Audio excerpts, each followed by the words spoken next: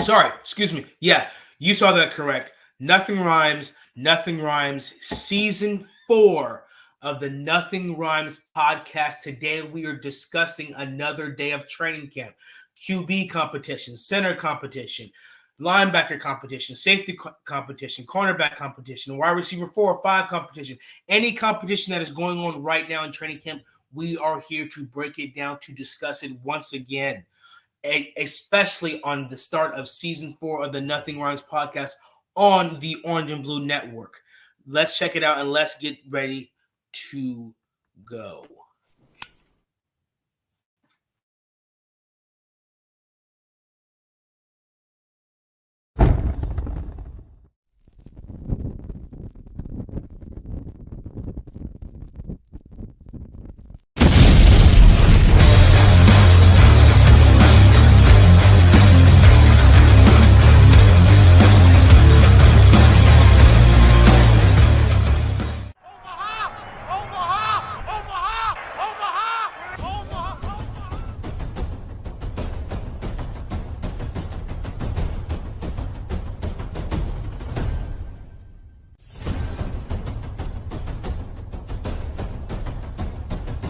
Nothing wrong with Orange and Blue podcast.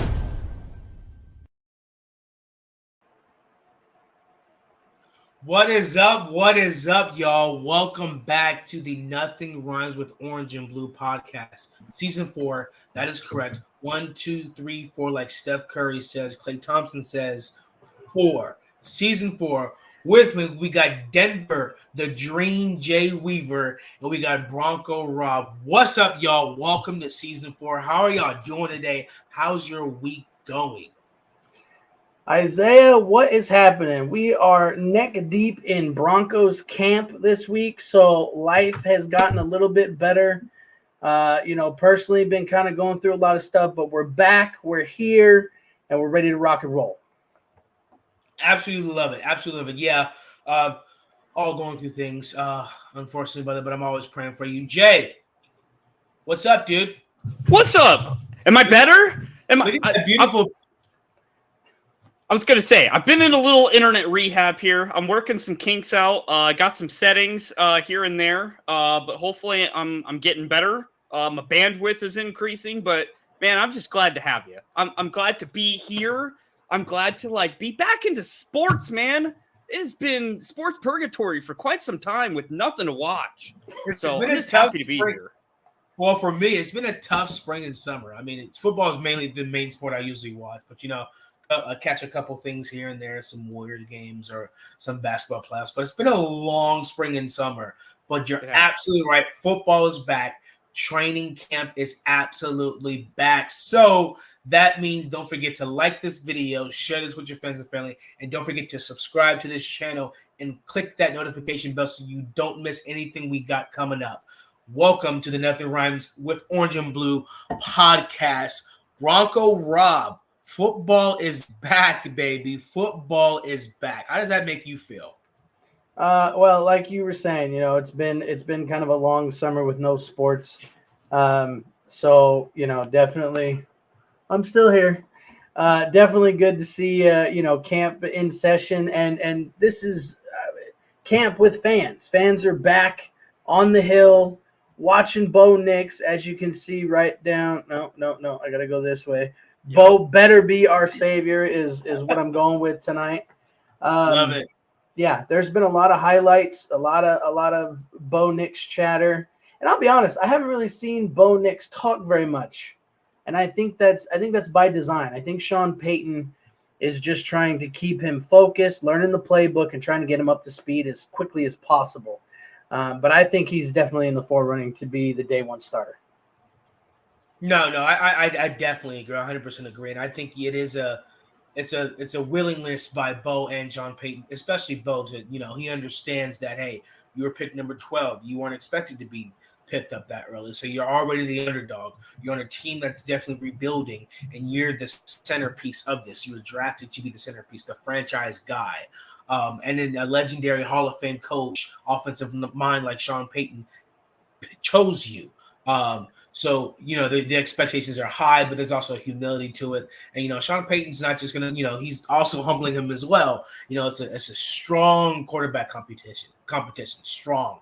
And, there's some news about that today. But first, before we get to the news on that competition, we have to go ahead and give a shout out to our sponsor, Dubby. Dubby is absolutely fantastic. Jay, what you got in your hand there, bud? Oh, it's Dubby. And I got the Galaxy Grenade. I'm still rocking. The watermelon is my favorite by far. I had the blue raspberry. I can't remember the official name of it. But I went right back to the watermelon. Super enjoy it, man. It's super good. My favorite line that Johnny always says is the no maltodextrin. Just because you don't hear that every day. Rolls off the tongue. But it's good stuff, man. It really is. It's not just a shameless plug. No, I thought about it today, and so I'm on the carnivore diet. It's similar to the keto, but there's distinctions. So basically, eat straight meat, eggs. The only liquids you have are water and coffee, and can't really have any juice. And truth be told, you get tired of water and coffee. So I realized today, I was like, you know what? I need something to mix in my water, so I'm not just always drinking water. And that's when I actually realized, and I thought about it today as we were preparing for the podcast, that I absolutely need Dubby. And it works out perfectly for the specific diet I'm on because it's no calories, no sugar. That's very important because even on the carnivore diet, you don't eat even fruit. You don't eat fruit or vegetables because there's certain sugars in those food groups that you don't eat because of the sugar. So this doesn't have sugar, no maltodextrin, no fillers, and no artificial colors. So none of that trans fat, none of that stuff that sticks to you, that gets you high and makes you crash. So it's equivalent to 2 cups of coffee. So I'm already drinking, coffee every once in a while now. And if I don't feel like drinking it, I can definitely get some of that and mix it in there. So don't forget, guys, to go over there to Dubby, and don't forget to type in NRWOB10 for 10% off. Use code NRWOB for 10% off. All right, guys. So let's talk training. Who's been following along? Who has it? So I've taken an interesting slice to this new off season here, and this is just me. I try to be open to all sources of information that goes and sees exactly what's going on. And I've been paying attention a lot to, obviously the quarterback battle. And I'm sure we're going to talk about this, but the rotation of quarterbacks, if it truly is a 3-man race, it's probably and we'll know tomorrow. Tomorrow's actually like the day we'll know if it really is a quarterback race or not. Right. So I would love to say Bo Nix is a shoo-in to be the starter, but I don't know about that. I mean, Stiddy. No, I agree. Stiddy I'm could right be there number with you. 1 week 1. Yeah. And Rob, what are you thinking so far? You've been following along, or what? What you been looking at? So to kind of piggyback off of what Jay said, I did see that Stiddy did get a second rotation with the number 1s. And so, a lot of people are like, oh, that means Stiddy's beating Bo Nix. I'm still very hopeful. I'm very, very freaking hopeful. I haven't been this hopeful since, I'll be honest, I don't even remember when. When we got Peyton Manning, I wasn't like on board right away. I was like, he hasn't played in a year. Like, there was all these things. And now with Bo Nix being a rookie, he has that against him, but he has the most experience out of all the rookie quarterbacks. That's got to account for something. Also, as I was preparing for the show, it says here during Zach Stevens from DNVR, during one-on-ones, Bo Nix connected with Courtland Sutton deep down the left sideline over Pat Surtain. Over Pat Surtain. Let me say that again. Over Pat Surtain. That's got to say something. Best quarterback in the NFL. Yes, that's got to say something. So as much as City is getting a little extra reps with the 1s, I'm still holding out hope that Bo's going to be their starter. And like my headline says, Bo better be our savior, because after the Russell Wilson debacle, I'm tired of putting my faith in quarterbacks that are supposed to be great and then they just absolutely suck. Good luck to the Steelers. That's all I gotta say. Well, but hey, I glass half definitely full. agree. Glass half full. If Bo's not our guy and we fall on our face this year, Shadur's gonna come save the day. So it's all good either way. What about you, what's up, Isaiah? What have Blissy you been following? Hey, fellas, it's football season again. Yes, it is. And all of a sudden, we've got go Raiders. No, you guys don't have a quarterback. We have Bo Nix. I apologize. You know. My God, that's gross. And it was intentional. Blitz says no way Bo doesn't start. I think Peyton drafted him to start. I think this QB battle will be a media farce. Definitely don't think there'll be a QB battle. He didn't get drafted to sit behind Stidham. That's very interesting. And so now that we have our opinions on that, let's just see. Let's hear from the coach's mouth himself. Let's see what Coach Peyton has to say about this quarterback battle. Look, we've got a plan. In today was yesterday. Bo ran with the ones, Zach with the twos. Today, Stiddy was with the ones. So no news to announce there. I know you're looking for, but He's salty. Oh, such a salty all man. right. So we heard from Coach Peyton himself. So we're all wrong. There's nothing set in stone. He said it. He said it. All right. Hey, I don't know. You know, feel free to disagree. You know, I disagree. Go ahead. Doesn't every time he speak, he just has the smuggest face, like just the you know. I am the smartest man alive. He really is. Like, I love him. I'm glad he's on our team, but man, he exudes confidence. That one. I hope he's right. I hope Bo is his savior. Well, and I think the reason why Sean Payton does that is he's trying to stifle any kind of flames that are going to start coming from the media and from the fans and trying to keep everybody even keel. You know, especially for a rookie quarterback, I think that is a good thing. You know, keeping him at an even keel, keeping him at an even pace with the rest of the veterans, even though Zach Wilson to me is not a true veteran, but it's whatever. Anyway, he's better at, you know, hanging out with people's moms, and I'm just going to leave it at that. I know we're a family-friendly show, but, you know, so I think that's the reason, the whole reason why Sean Payton does that is he just tries to take the wind out of the sails and just kind of let it play out until it's time to say, okay, this is our day one starter, this is who we're going with, and then let everything run rampant. But, you know, I heard it on another podcast. I apologize. I don't remember the gentleman's name, but I am a Bo Lever. I like it. No, and I agree with both of you guys. You know, it's and one of the things I was watching in one of the highlights from practice was Jay, you liked the tweet, and it was his twitch in the pocket when when he decided to take off. It was a quick twitch, and it was fast. Yeah. And it was just, and it caught my eye. I was like, man, when he moved. And so I was like, that's definitely something that, you know, they say Zach Wilson is the most athletic. Jared Stidham seems to be the most consistent. But I think when you combine the two, you get Bo Nix. Bo Nix, you get the best of both worlds. And he was the number one dual threat coming out of, I believe, coming out of college. He was the number one dual threat coming out of college, dual threat quarterback. So you have that in there. And I think Sean Payton, I think you're right, Rob. Sean Payton doesn't want to, you know, give too much away. You know, don't pay attention over here. You guys watch Caleb Williams, watch Jaden Daniels, you know, see who's starting over there. Go look at Drake May and who's he battling with over there in New England.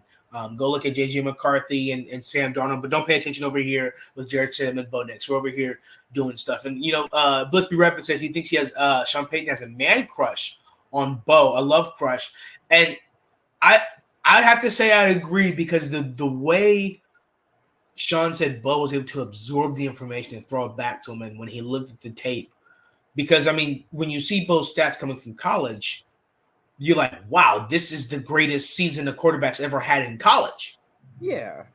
Well, I mean, that was the big story we got on draft night, is that we gave him a playbook the night before, and he came back in the next day and absolutely crushed the mental side of the interview and regurgitated basically that entire playbook right back to him. And I think that was the moment that Sean was like, oh, all right, you're the guy that can actually do my playbook, coming from Russell Wilson, who couldn't do a single thing unless it was on his wrist guard.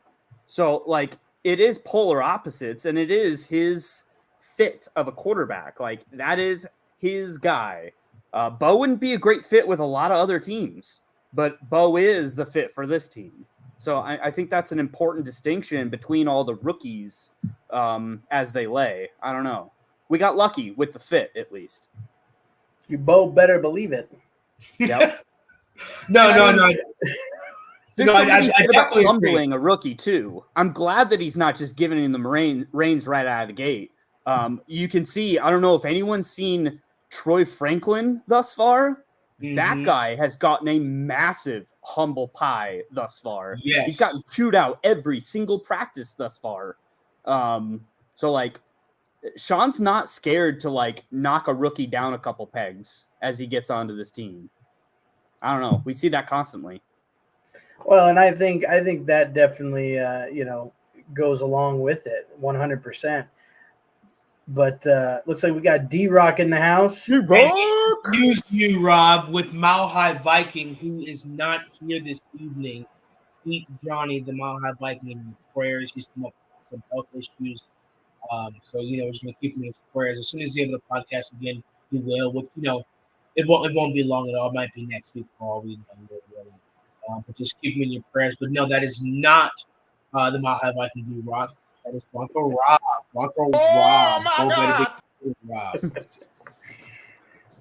It's the glasses. That's what it is. It's the glasses. And Johnny's beard is quite short. Even though he's trimmed it some, it is not that short. It is not that short.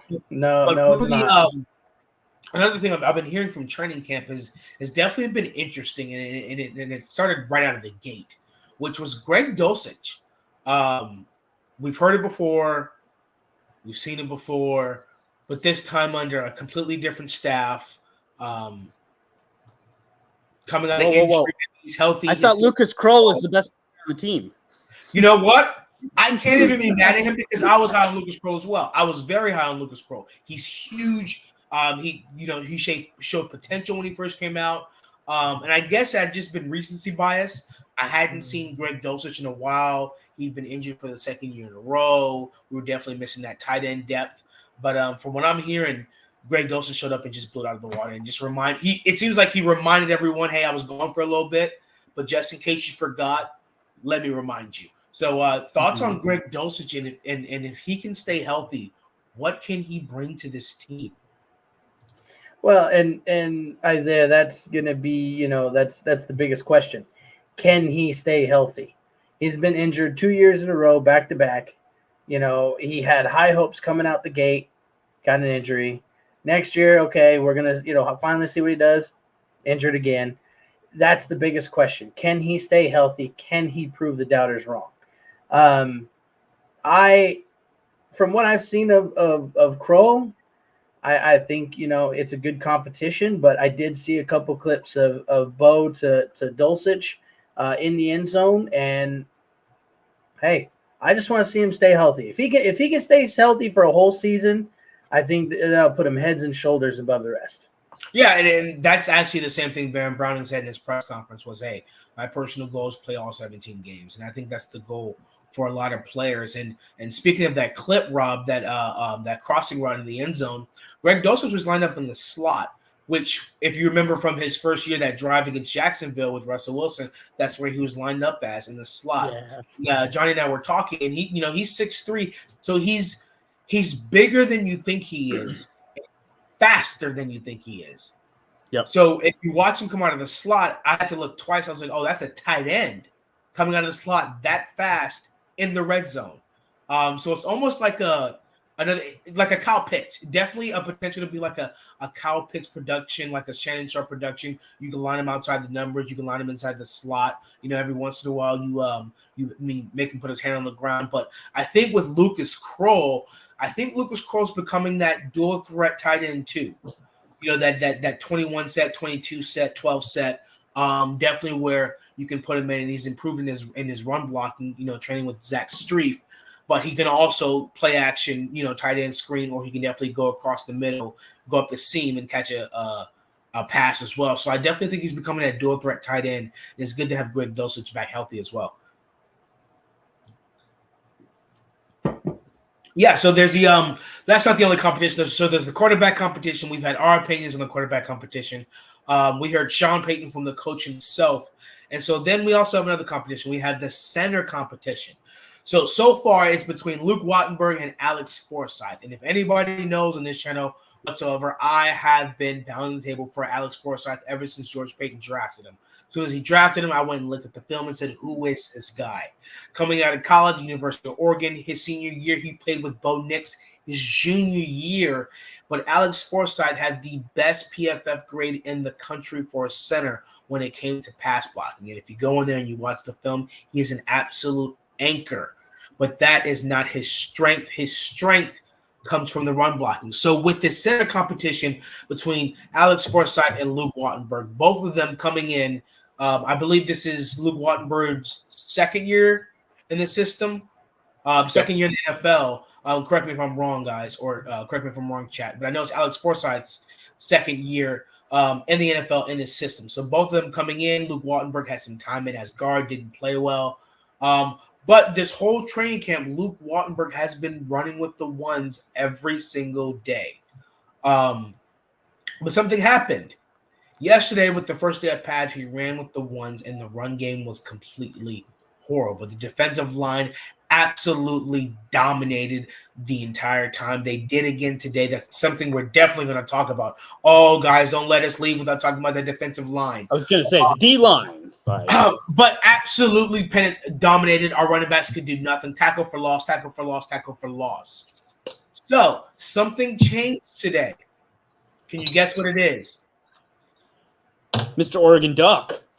Yes, Mr. Oregon Duck came in and ran with the ones, Alex Forsyth. Now, it's very interesting because this is reflected. Coach Payton in yesterday's press conference said about Luke Wattenberg, I wish I had the clip, but he said about Luke Wattenberg that there's some things he needs to work on in the run game.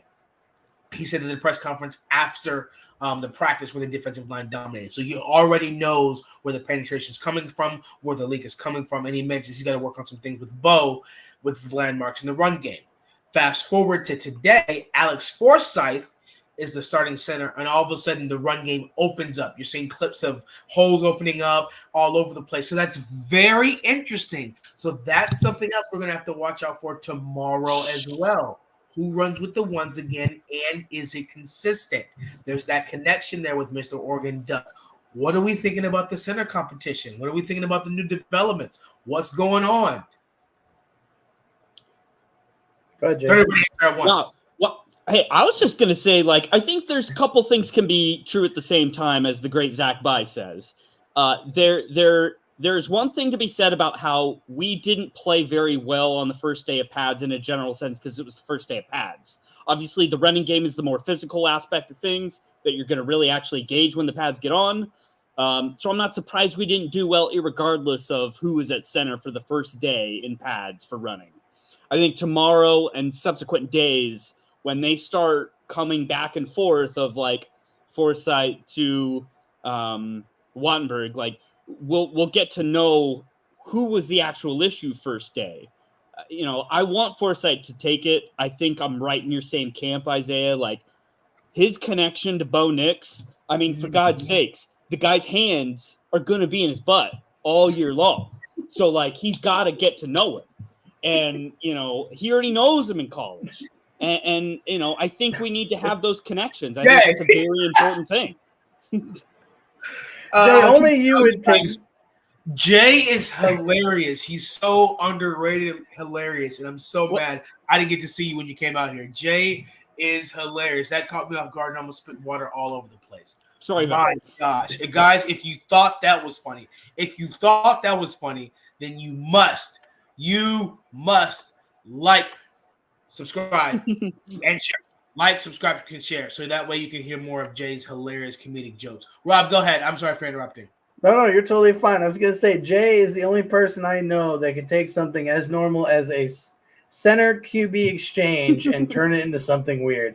But to reiterate, it is of familiarity, as weird as it is, for Bo Nix. So, but yeah, I mean, Isaiah, you're 100% right. As soon as Forsythe started taking reps with the ones, all of a sudden the run game, opened up, which is very promising, very promising. I mean, just looking at the teams in our division, I know the teams in our division have changed a lot from last year. Chargers had a great, running back. He's no longer there. The Chiefs always have a good running back. So, those two teams alone, I mean, the Raiders are still going to be the Raiders, but those two teams alone are teams that we need to compete with in the running game if we're going to beat them for the division.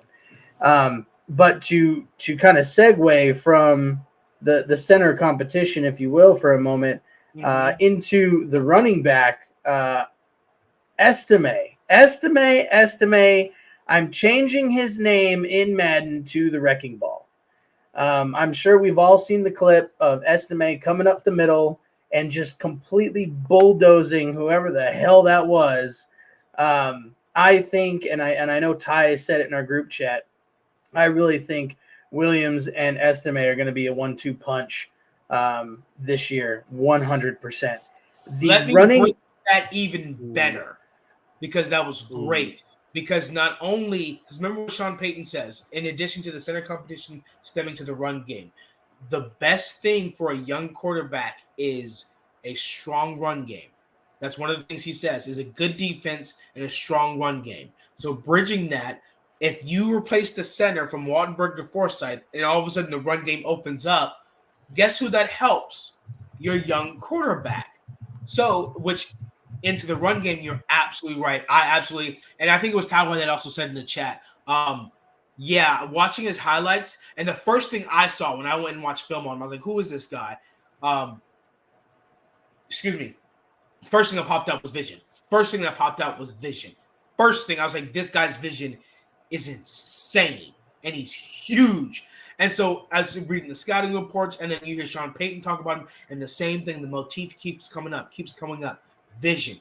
And I'd like to say publicly, I was wrong about Javonte Williams. I said he wasn't going to be that high on the depth chart. He was on the line to be cut. I was wrong. He came back extremely healthy, lost that weight. Took Sean Payton's advice to heart and lost the weight, lost 11 pounds, got back down to his college weight, and I'd be the first to say I was wrong. Rob, that 1-2 punch is going to be dangerous because Estime, and you change his name to Wrecking Ball, I'm changing his name from Estime to Estahim because he's him. No. I think, though, there's one running back, though, that I don't think is going to make the 53-man roster, and I think it's going to be P. Ryan. I think we're either going to trade him or cut him because go ahead, Jay. No, I think you're 100% right. And that was what I was going to bring up is like, okay, let's back out here a little bit and look at the macro, this position group, this room here. Javonte's on his last year of his rookie deal.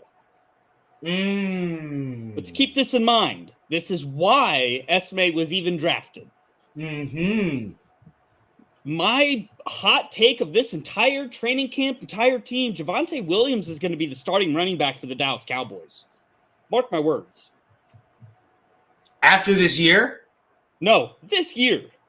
Estime is ready to go. He is a NFL ready-to-go running back for what that running back is. Jaleel McLaughlin needs more touches. Oh, this is where I dynamic runner.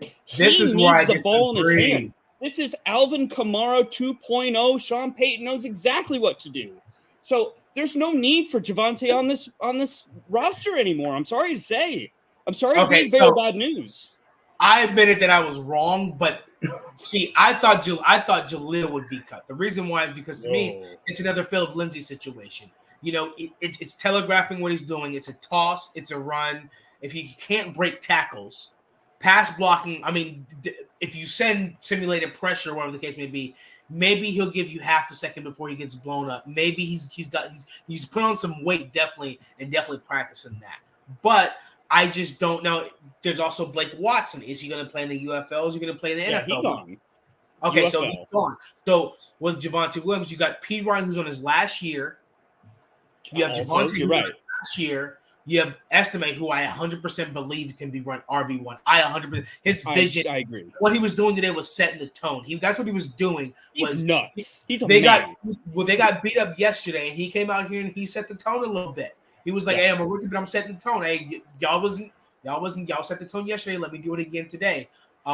He can definitely be RB1, but I think maybe I can see a franchise tag for Javonte Williams if he goes over 1,000 yards. I mean, who else? You going to put it on? You can sign him an extension, but I mean, if he performs, if he's 2020 Javonte, because think of it this way, and Rob, but you're getting ready to go to you. Think of it this way. Sean Payton said last year he told Cortland Sutton, "I don't want a single, I want an album." Yeah, Cortland Sutton had 10 touchdowns and was the number one red zone threat in the NFL. He tells Javonte Williams when he's watching his film, "I want college Javonte." So, depending on the bounce back coming from Sean Payton.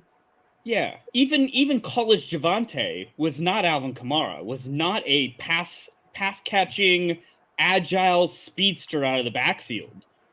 And that's what we're missing on this entire roster. That if McLaughlin doesn't make it and he gets cut, there's no one on this roster that fits that profile in the running back room. All we have are bangers. I mean, and that's why we keep P-Ryan.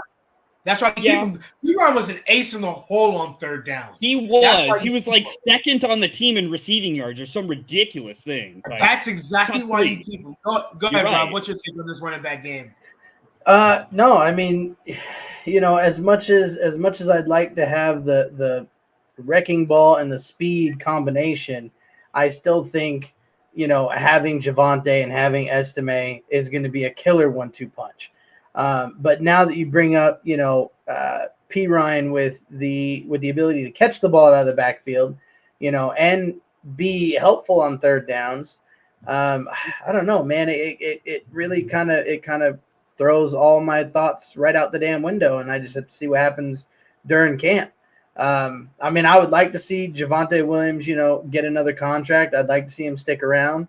But I mean, if Jerry Jones, if Jerry Jones wants to give us, a first and a second, for Javonte, maybe for a contending team, Javonte is like chef's kiss, would be a perfect fit for a contending team.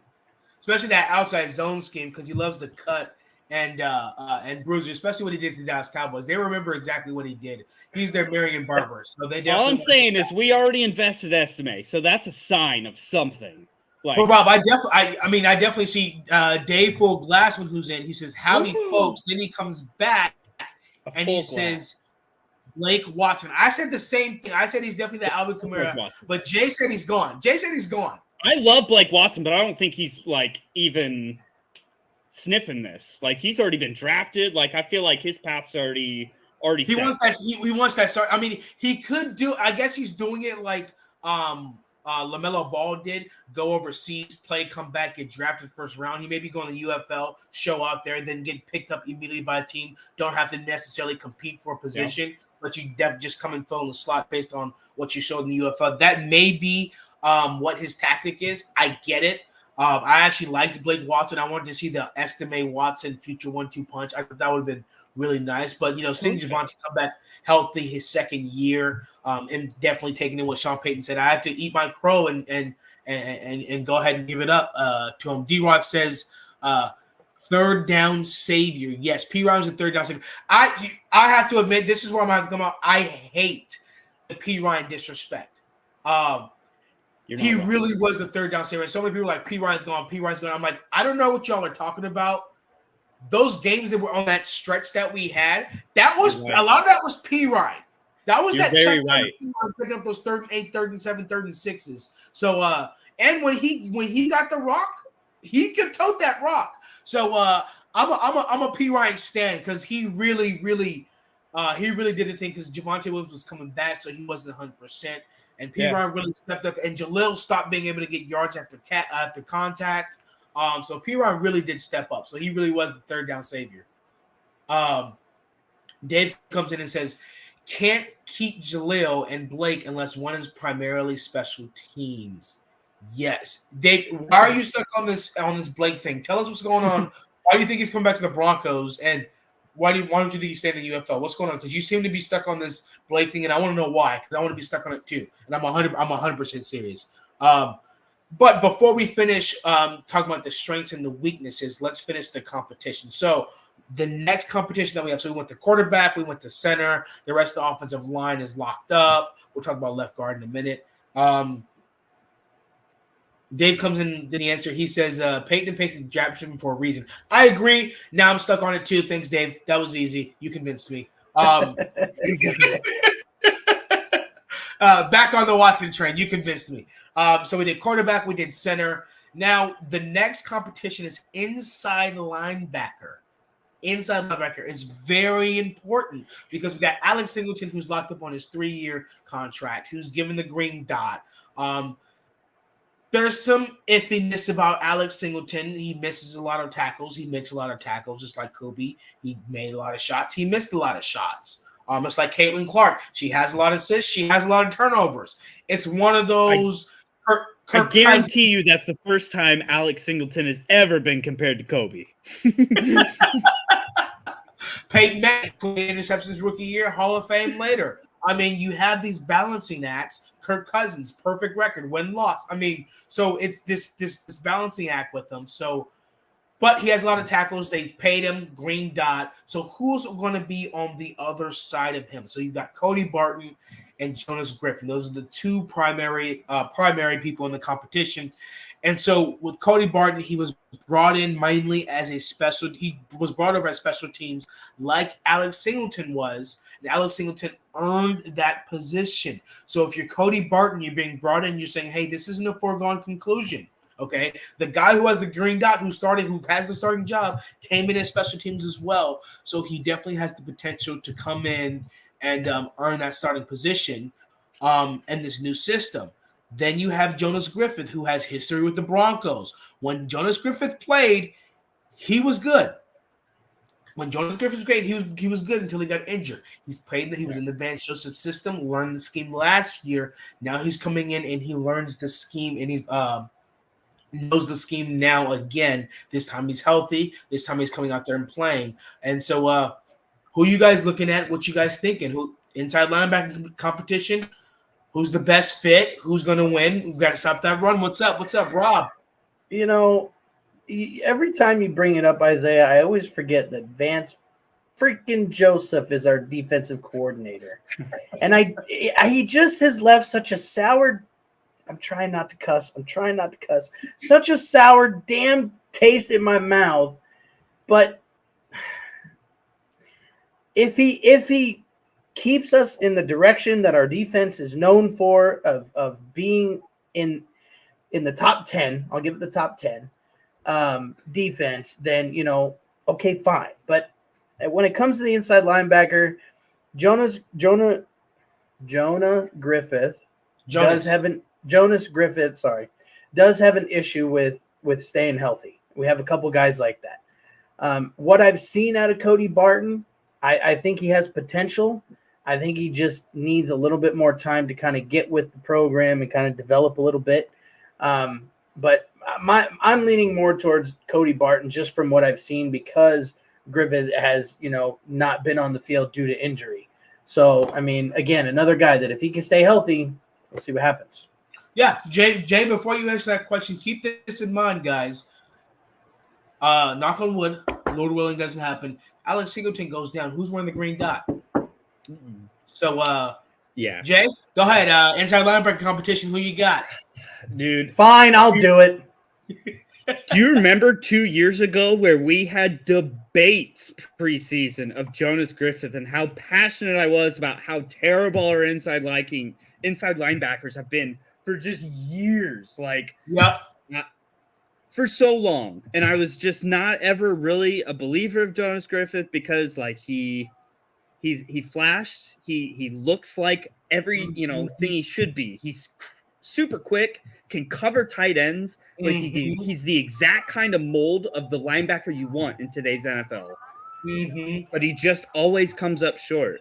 I feel like there's always some reason why he doesn't follow through, and I don't know. Cody Barton. I just looked up his stats. I had no idea.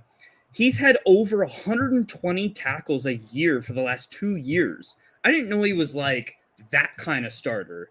So like he's been like crazy high volume tackler on whatever team he's on, like the Commanders last year, I believe. I didn't understand he was as good as he was. So then you got both big tacklers right there. You have both. Yeah, really but that's a disadvantage in a lot of defenses. So yes, like, you need Griffith. Yes, there it is right there. So then you have Griffith who's there. Then you have there's some talk of JL Skinner. Rob, go ahead, playing that safety, coming in and filling to cover, not as linebacker, but they said they were going to keep him at safety. Rob, you want to say something? I was just going to say, like, granted that Barton has a high volume number of tackles, but is that so much as a positive on him or a negative on the defensive line that the running back is able to get to that second level? True. Well, if you play for the Commanders last year, the Commanders I believe the Commanders had one of the best defensive lines 2 years ago, if I'm correct. They did have one of the best defensive line 2 years ago, so that may be a positive on him. If they had one of the best defensive lines and he still had that many tackles, and I honestly didn't know he had that many tackles as well. So I appreciate you bringing that up, Jay. But so that way we've had our opinion. So let's just listen to Coach Payton real quick to see what he has to say about the inside linebacker competition. Pretty well. Both he and Tim, they're knocking the rust off. Jonas made a few plays today. There's been several during camp, and he's in the thick of that competition right now. So it's good to see him outside. I've seen a lot of him inside, and by no fault of his own, but he's someone that worked extremely hard to get back in this position. All right, so Coach Payton sat there and said he's in the thick of the competition with Cody Barton. He's made a few plays, and I've heard the same thing out there, making a few plays, especially in 7-on-7s, which is strictly pass coverage, like you said, Jay. We need that. So he's shown his athleticism, his length, his quickness. Can he stay healthy, as Rob said? But Coach Payton, he was talking about him and Tim Patrick dusting the rust off and getting back out there and getting healthy. Who's Vance Joseph gonna pick? Who fits the scheme the best? It seems like that's a real competition, an important one too, because they said they want to definitely sell out and fix the run game. So what do you think about what Coach Payton said? How are we feeling now? We adjusting our opinions, or Bronco Rob? You said you were leaning toward Cody Barton. Now where are you leaning? With that being said, obviously Peyton is going to pick who fits the scheme the best, Isaiah. And, Ty's jumped in here, Ty Y, who's another member of the group here. He says Cody Barton can't cover for Jack, though, but he can tackle for sure. So, if we're putting Cody Barton in coverage a lot, then that could definitely bite us in the butt. But I don't know, man. I hate making my mind up on guys, in camp.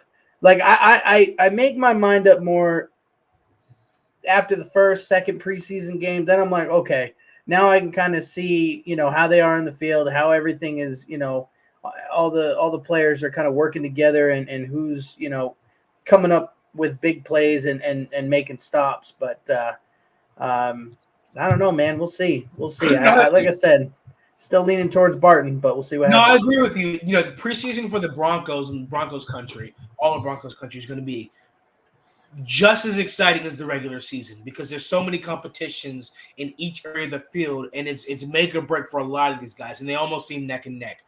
Dave asks, is he not at camp, referring to Blake Watson? I don't think he is. He's not at camp, is he? No, I don't know. I don't think so. No, Blake Watson is not at camp. I remember him in the spring, but Yeah, I don't think he's Yeah. been to actual training camp. No, he has not. He has not. Ty White comes in and gives us the stats for Barton. He says 121 tackles, 61 solo, 1 interception in 13 games during the 2023 season. 2019, 34% of Washington's defensive snaps when he was on the field, taking 77.4%. 137 tackles the year before the Seahawks. Wow. Yeah, so he's definitely a tackler. So you know what? He's definitely, if he doesn't start, he's definitely a good depth piece. That's definitely a good depth piece. You're gonna have to change up the packages a little bit with coverage. But it's good. Caden Stearns has come back, which actually moves us to the safety competition, which I believe is a safety competition. I believe it could turn out to be because you have Brandon Jones who's nursing that hamstring. 2 weeks, and you have Caden Stearns who's slowly but surely coming back. John Payton keeps insisting that he's got a long way to go. But I think if Caden Stearns comes back healthier, quicker, there might be some competition there. Definitely trying to figure out how we're going to fill Justin Simmons' shoes. Friend of the show, love you, Justin. How to fill his shoes, how to cover, where to cover, when to cover. So it's definitely going to be interesting with that safety competition. And we also have a cornerback 2 competition. And there has not been any clear leaders in that. That cornerback competition is steaming right now. Yeah, and credit to Pat Surtain because the bar is so high. Yeah. That you can't just put a slouch over there because they're going to get picked on. And honestly, we should have kept Fabian Moreau. Wallace basically is that now. The veteran. Fabian Moreau was much higher on the charts than we give him credit for. Fabian Moreau was like the Garrett Bowles of the defense. He didn't get the credit he deserved for as good of a job as he did. The Garrett Bowles of the defense. Yeah. Hey, tell me I'm wrong. But he didn't get the credit he deserved, and I think we're definitely going to miss him. So you have Levi Wallace, who got the interception on Bo. That was just a terrible interception. And then you have Riley Moss, who seems to be playing with the 2s and 3s, and he seems to be fighting for a spot. But you also have Chris Abrams-Drain, who I wish I had the clips. I'll be better prepared next time. But Sean Payton said he's one of the guys who you've seen. Who was last year? This is Jaquan McMillan.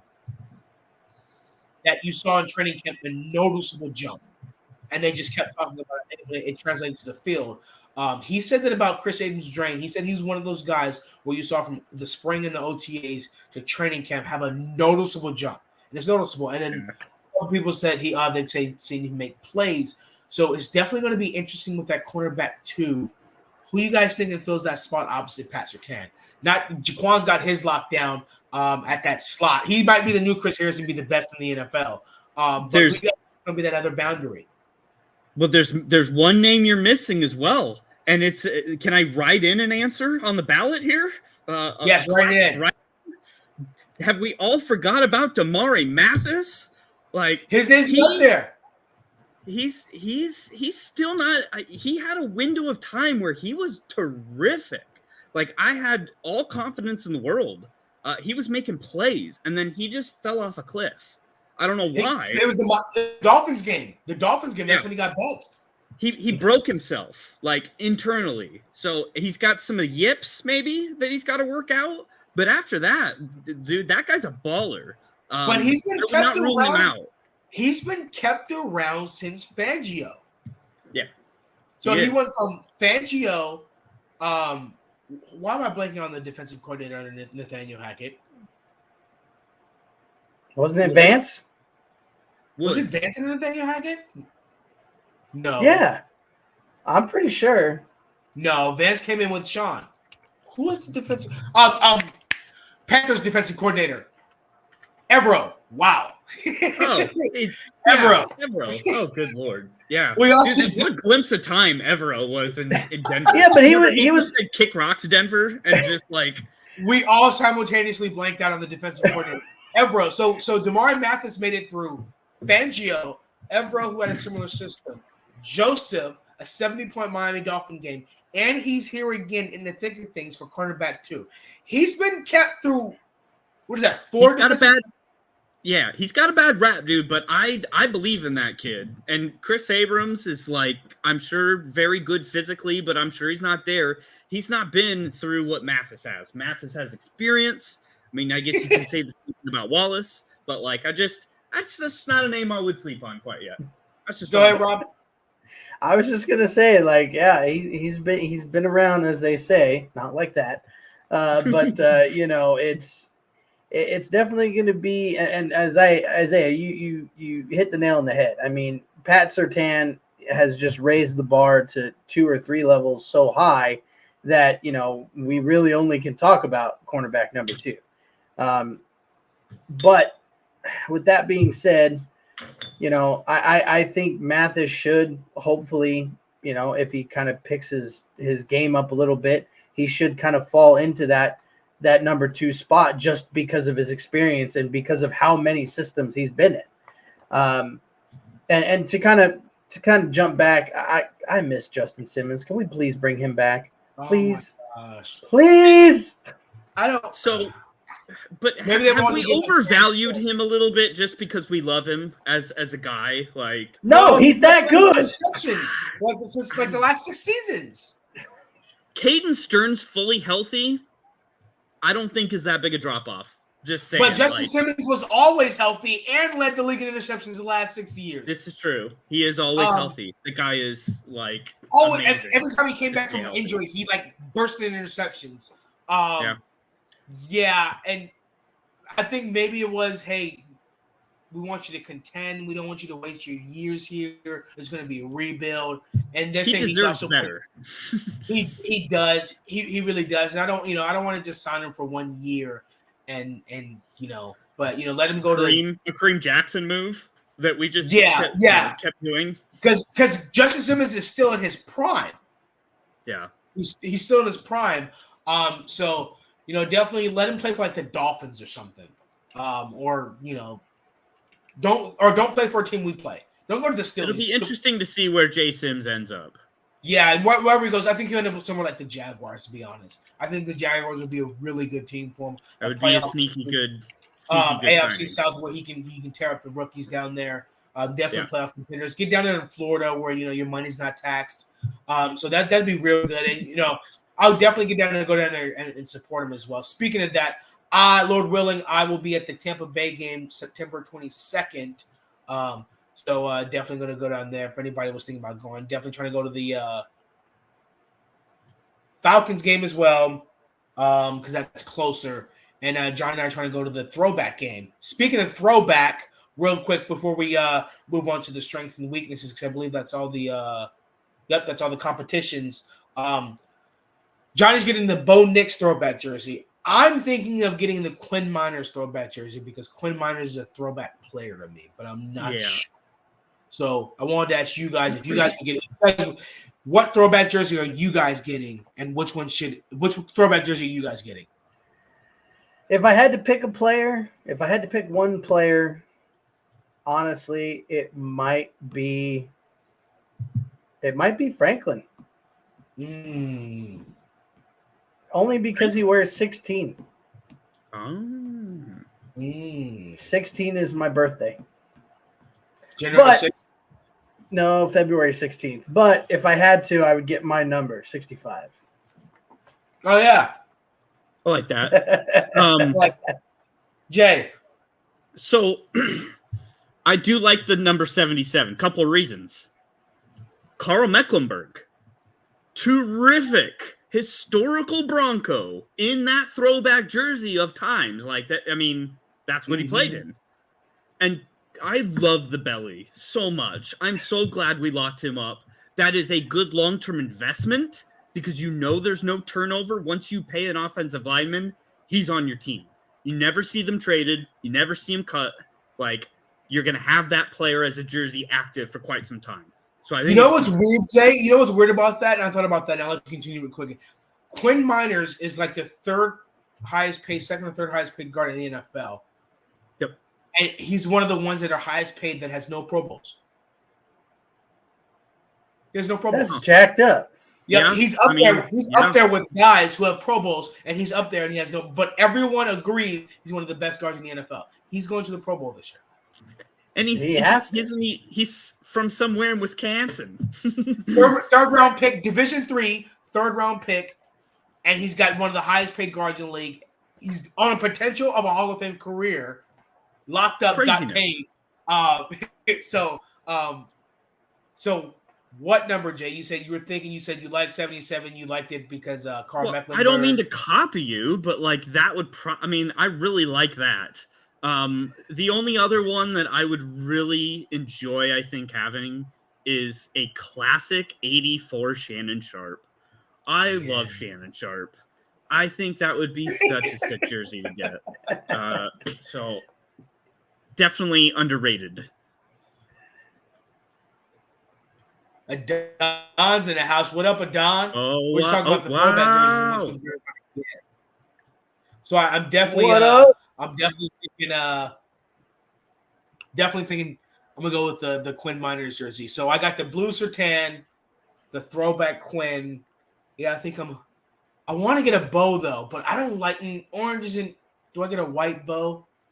I don't like the way that's. I don't know. I don't know, man. Those navy blue ones are kind of sweet. They're dope. I was thinking the same thing. I was like, do I want to get 2 navy blues? I'm gonna have to get 2 navy blues. I tell you what, the white jerseys are great. Goes hard.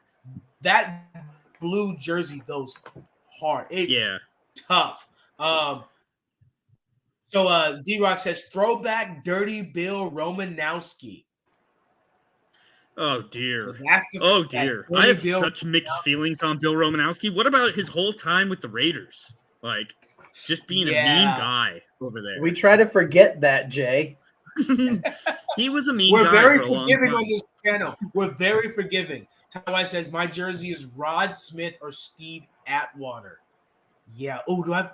Yeah. I might have to cop me a throwback John Elway too, because the more I watch of him, the more he's becoming my favorite quarterbacks. I've never seen a quarterback as accurate. Oh, Dan Marino gets credit for accuracy coming out of the same draft, but watching John Elway, he's one of the most accurate quarterbacks I think I've ever seen. Yeah, man, that was my childhood. Like Ty says, I just ordered comeback. I just ordered a Bo jersey. Yeah, I think speaking of Bo and speaking of Bronco Rob's mini subhitter, I think Bo Nix could be the first franchise quarterback drafted by the Broncos.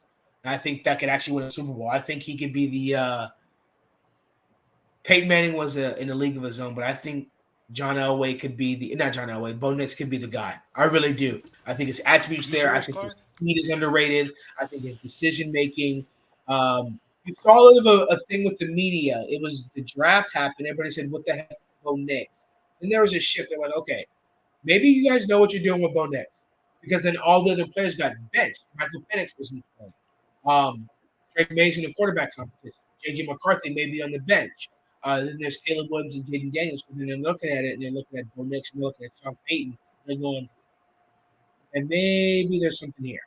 Maybe there's something here. And then they came out with the rest of the roster, and then it shifted again. So I think Bo Nix is very underrated, and I think we need to keep it that way because I think he's going to be the guy. I definitely think he's going to be the guy. Rob, you're about to say something? What I was going to do is I was going to move over here to my left and grab my signed Terrell Davis jersey to show off for a minute, but I don't think my headphone cord will reach that far. I have some reorganization of the material behind me to do when I have a moment to breathe. But yeah, I got that finally framed up and whatnot. And I remember I was hoping that I could find a signed, oh gosh darn it, the Colorado Kid. Philip Lindsay. Yeah, I was hoping I could find a Philip Lindsay jersey and have them both hung up and signed. I thought that would be pretty sweet. But that's dope. I mean, if I had to pick like an old school player, maybe a Terrell Davis throwback. The famous. I was thinking like, well, I don't really remember Terrell Davis a whole lot in the throwback, but that's the famous tackle in Japan that launched his career was in that jersey. So like that really is the beginning of Terrell Davis. Mm-hmm. And there's also a pair of I'm not gonna lie, I saw Sean Payton wearing these pair of Jordans, the orange and blue 11s. I'm getting those. Because I've been looking for some shoes to wear my Bronco gear. Is just nuts. Like I know Yeah, and I it's saw sponsored by those Jordan, shoes, like, but okay. what he gets is nuts. I said, okay, those are the shoes, the orange and blue 11s. Yes, I'm getting those. I think they're the breads. I'm 100% getting those, and I definitely will be rocking those. I've got it all in my head, all ready to go. It's going to be great. Gentlemen, we hit an hour for the first episode back of season 4 of the Nothing Rhymes with Orange and Blue podcast on the Orange and Blue Network. We just wrapped up the quarterback competition, the center competition, a little bit of the wide receiver competition, the inside linebacker competition. We didn't talk about strengths and weaknesses like we did today, but it seems like the defensive line is going to be a motif throughout the entire training camp. So we'll definitely have more to talk about next Tuesday as well. Gentlemen, any closing thoughts, hopes, gripes, groans, moans, prayers, anything you got to say? What are you thinking? What are you feeling? Any closing thoughts? Like I said in the beginning of the pod, Bo better be our savior. I hope, one person we didn't talk about, I hope Timmy Patrick stays healthy. I'd like to see him come out and have a stellar year and get another contract. I agree.